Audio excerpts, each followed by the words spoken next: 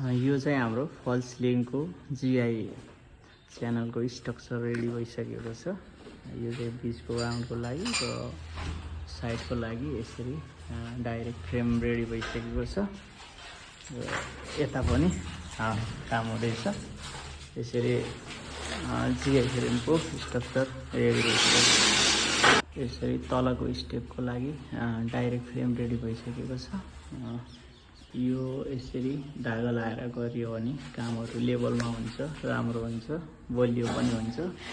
यसरी तपाईले फल सिलिङ गराउनु हुन्छ भने यसरी डाइरेक्ट स्ट्रक्चरमा गराउनु पर्ने हुन्छ।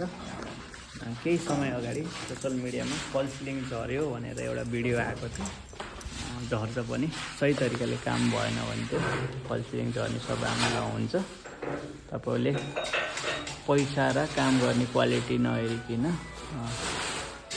काम दिनुभयो भने, सस्तो काम गराउनु भयो भने त्यस्तो समस्याहरू आउन सक्ने हुन्छ।